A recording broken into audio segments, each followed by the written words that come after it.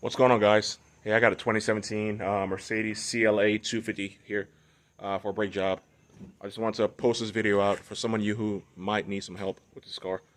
As you know, this car does have the electronic parking brake or e-brake, whatever you want to call it. And I worked on several cars with the same type of brake system, and they're all got their own little tricks to them. But this one is not too bad. But I figure I post this out real quick to help somebody out there. Okay, first off, of course, you gotta remove the wheel. Here, a little friend right here. I like to soak in WD-40. And then, so what I use to break it loose is, I use this little tool right here. All right, it's a fancy little tool. It's like an impact, I forgot what it's called. It's basically like an impact screwdriver. So what you do is you twist the direction that you want to loosen, and then you smack it with a hammer, and it breaks the damn thing loose. That's what this is. They don't usually come with this piece right here. This is something that I found in my toolbox, and I was able to attach to this to make it work. Twist it left, and I'm going to hold the steel in that position. Move back so you can see me whole hand. All right, get your little trusty hammer. Give it a nice smack, just like that.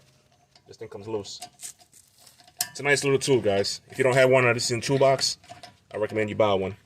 Fairly inexpensive, and they can save you a lot of time. But there you go. The little friend is out. Okay, so now, next thing you want to do is to go ahead and grab your socket or wrench. I think actually a wrench works better because of the tight clearance. I believe it's a 13 millimeter. Let me confirm. And if for some reason you break both of these loose and the caliper is real stuck on there, go back in the car, release your parking brake, and that should give you the slack you need to go ahead and pop this off. Okay, as you can see, this little bolt right here spins a little bit. So this might be general knowledge, but for some people, this might be the first time doing this type of job. So secure it with a 17 millimeter. There you go, and then just break this baby loose. And do the same thing in the bottom. Okay, now that I've removed both the bolts, let's go ahead and pop this baby off. As you can see, it comes up easy because, like I said, my parking brake is disengaged. So this thing comes right off. Now, once you get to this point, you want to go in the car, and you gotta, push some buttons to release the actuator, so that way you can compress the piston back in. And I'll show you how to do that right now. Okay, so what you want to do is put the car in an on position. I believe it's already on position. Call button, OK button. Go ahead and hit that. And hold it for about 5 seconds. And then this screen pops up.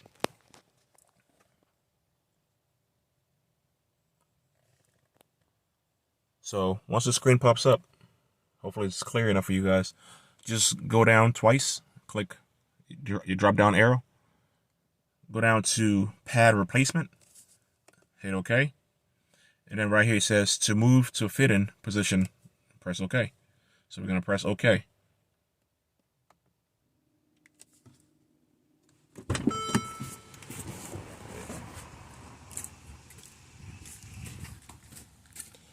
Okay, guys, I was a little slow, but we missed it. So once I hit that button, this little thing right here was spinning. You can hear it from inside the car, but it just spin. So now it's ready for me to compress in. So all I gotta do is push this piston inward, and that's that. And that's done. So keep the car on the position that it's at right now, the on position, until the process is done, and then you can go here and finish it up. So let me go ahead and shut this door for now. All right, next, you're gonna grab your little cheap tool. It's fairly inexpensive. I've had this for a while. Don't remember how much I paid for it, but I believe that's the part number. It's OEM Tools 25265. You can pick one of these up at your local auto parts store.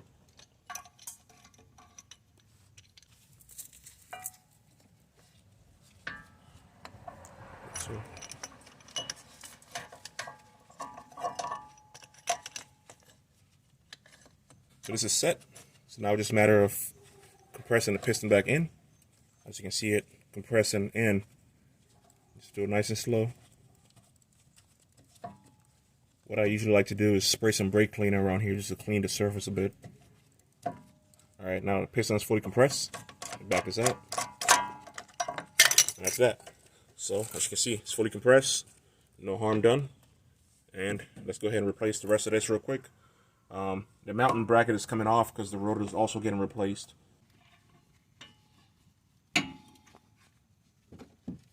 Alright.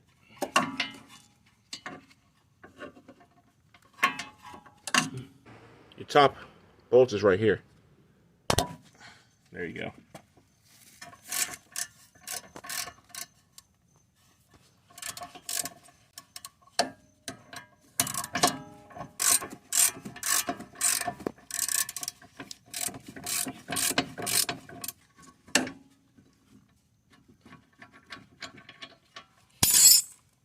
Second one. Boom. It's out.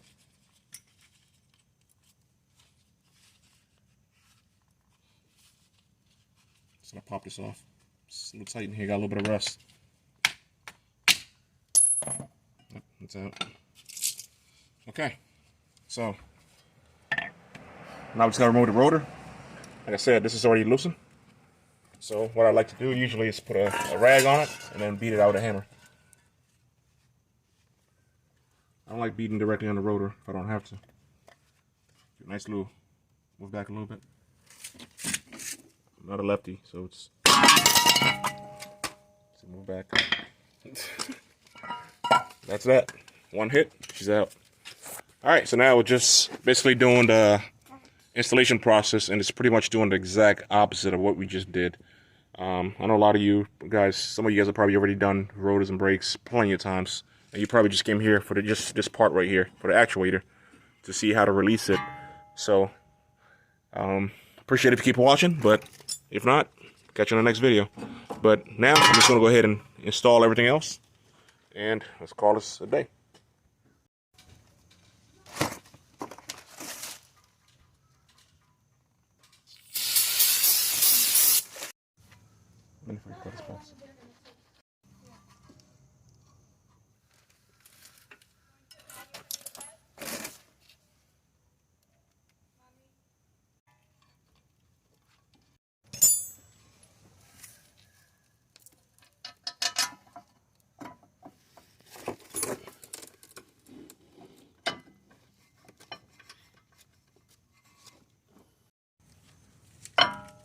Okay, brake pad is on the front. Go ahead and put the one in the back.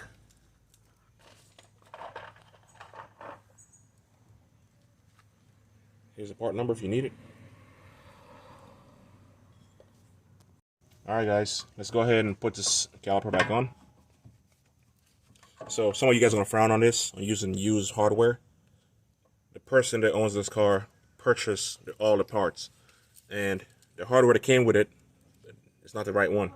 So they need the car urgently, so I gotta go ahead and just use what I have. And since the old one works, we're just gonna go ahead and use the old one. It's not really gonna affect how the car runs or stop, but I usually prefer to put new ones on it. Just can't do that today, because like I said, the one that came with the kit that they bought is the incorrect one.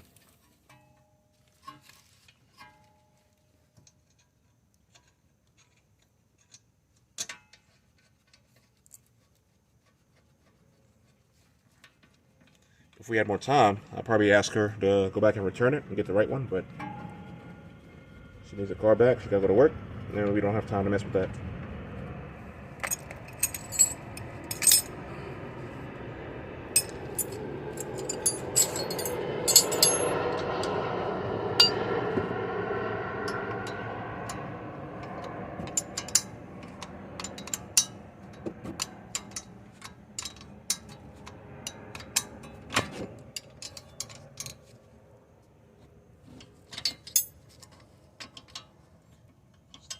Tight at the bottom.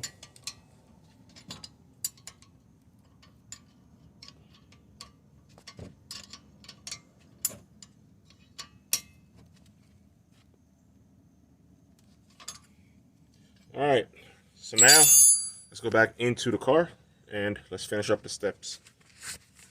Okay, so when you get back in the car, you're going to have the message on the screen that says fit in position reach to exit fit-in position, press OK. So you're going to hit OK. And then right now the actuator is, it's doing its little thing. It's spinning and spinning. It's doing a little thing. And then it says fit-in position has been exited. To confirm, press OK. Hit OK again. And that's that. That's that. So the pads are in. Everything's done. The car only got 51,000 miles on it. Pretty low mileage. Pretty awesome car. It's real nice and clean too. So after that procedure, if you come here and try to grab this, well, it's on pretty firmly because the actuator did its little thing. So now it's just a matter of putting the wheels on and go ahead and lower the car, pump the brakes, and take it for a test drive. All right, so we're in the car, doing a test drive. Drives good, stops good, and the roads are a little bit wet because we've had a few raindrops. But the thing stops really good.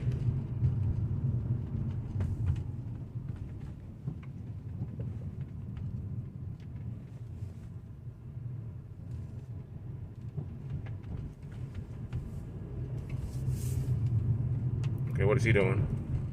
Come on, buddy.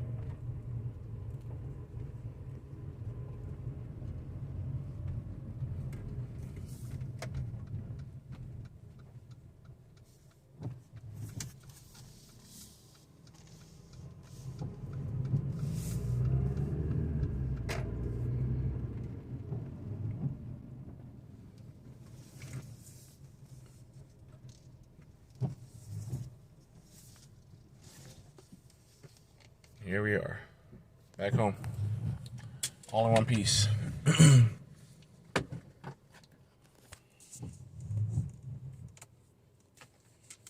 She's all done.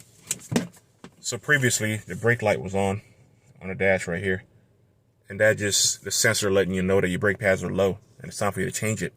So if you do see that, just make sure you pay attention to that and get that taken care of. But that's it, guys. Thanks for watching. Peace out. So do you guys like seeing cars like this in the channel? I've tried to avoid German cars. I mean, I love BMW, Mercedes, Volkswagen. I love them all. But personally, they're not my favorite cars to work on. And so I try to avoid them, 9 out of 10. But I figure it's time to overcome my fear and just start, just working on whatever, man. Whatever comes my way. So, sometimes they can be a little challenging or a little tedious to work on. But I recommend that you guys, face your fear like I am with mine and just start working with whatever car shows up. Give it the love that it deserves. And as you can see, I got another Mercedes over there that needs to be worked on. So yeah, I just finished a BMW X3 yesterday. But yeah, man. So, if you guys like seeing stuff like this in the channel, let me know. Comment down below so we can start posting more cars like this. I know sometimes it's hard to pick up a camera, but, if you guys are interested in stuff like this, I would definitely put the effort in doing so. So, again, thanks for watching. Until next time, peace out.